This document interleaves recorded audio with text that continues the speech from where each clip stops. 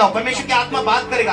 अन्य लोगों के लिए तुम आशीष का कारण ठहरोगे, मोहल्ले में तुम आशीष का कारण ठहरोगे, क्योंकि पिता तुमसे प्यार करता, पिता अपनी वाणी को देता। शैतान की कुछ भी प्लानिंग हो, लेकिन फिर भी पिता तुमसे बात करेगा, तुम्हारी आशीष के लिए, तुम्हारी सफलता के लिए, तुम्हारी उन्नति के लिए। एक दूसरे को कहो, पिता के पुत्र बनकर जीना, स्वर्गीय पिता की बेटा बेटी बनकर जीना। बोलो, बेटे हो तो वारिश भी रहोगे, स्वर्गों के वारिश, आशीष और बरकत के वारिश, शांति में रहने के वारिश, उन्नति होने के वारिश, सफलता होने के वारिश, परमेश्वर की बेटा और बेटी बनकर जियो। बोलो यीशु मसीह की। दास सदा घर में नहीं रहता, लेकिन पुत्र रहता है। दासी सदा घर में नहीं रहती, लेकिन बेटी रहती है। हालेलुया। बेटा और बेटी बनकर जीने के कारण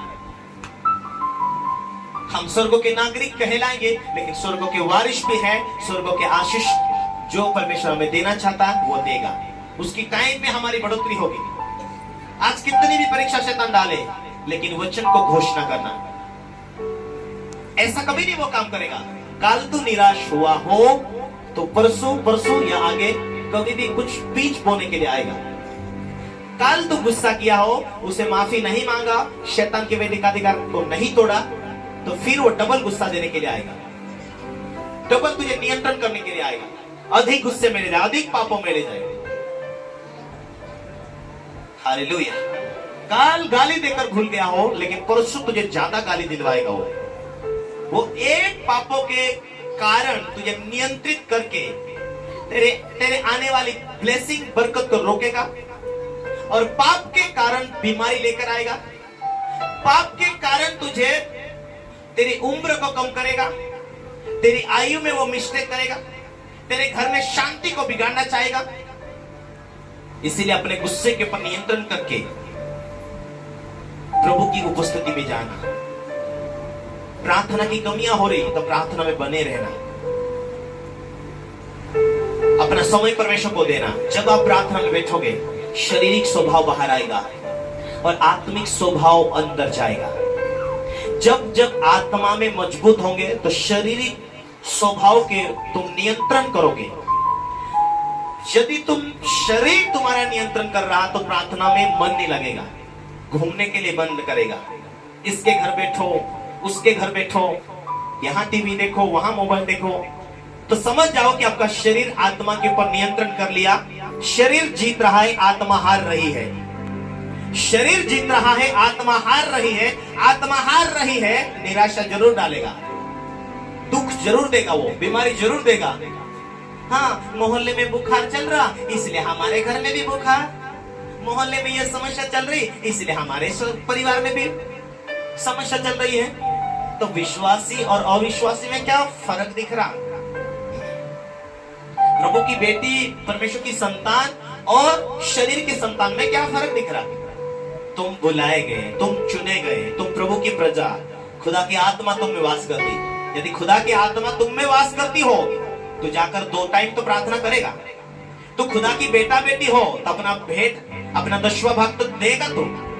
यदि खुदा का बीज तुझ में रहता हो तो खुदा के वचन को तू पूरा करने के लिए, खुदा को खुश करने के लिए, उसकी सेवा पूरी करने के लिए तू वचन के ऊपर फोकस करेगा। लेकिन पवित्र आत्मा तेरे ऊपर नियंत्रण कर रहा है। कितने लोग सुन रहे? बोलो मैं सुन रहा हूं। परमेश्वर का तू भय मानती हो या मानता हो, परमेश्वर तुझे नियंत्रण कर रहा है। तो परमेश्वर तुझे नियंत्रण कर रहा है। बेटे बीज बोना, बेटे भेंट देना, बेटे परमेश्वर का भय मानना, बेटे मीटिंग में जाया करना, बेटी मीटिंग में जाया करना। परमेश्वर का आत्मा तुझे नियंत्रण कर रहा है तो वो वचन को पूरा करवाएगा। और शैतान की आत्मा तुझे नियंत्रण कर रहा है तो तुझे वचन को तुड़वाएगा। क्या फर्क है? सोचो, कौन नियंत्रण कर रहा है? क्या विश्वास है कि यहोवा ने मुझे बुलाया? परमेश्वर मुझसे प्यार करता है, मैं बीमारी के लिए नहीं बना, खुदा ने मुझे चुना।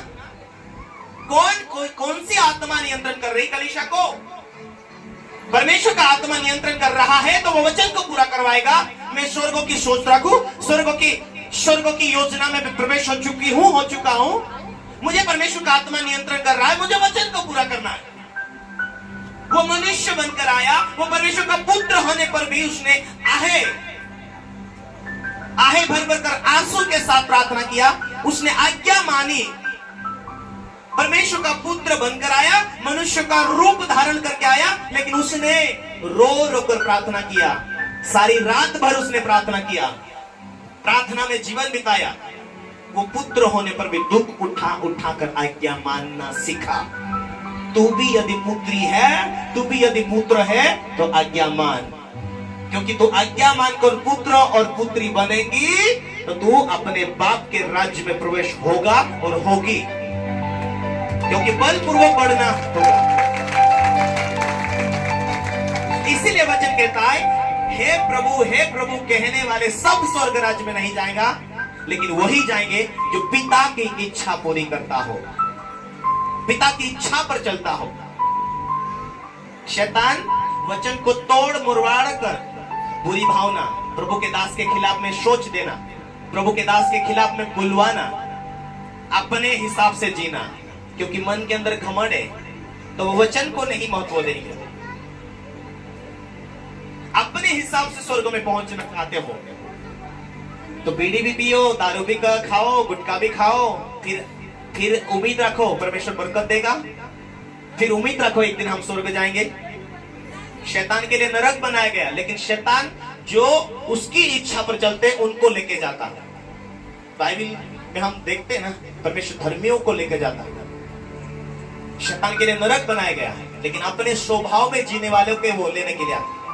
देखते ना लोग मसान टिप के ऊपर देख लिखा रहता ना, आदिवासी भाषा में बोलते ये जम एमराज कौन लेने के लिए आए? एमराज लेने के लिए आए।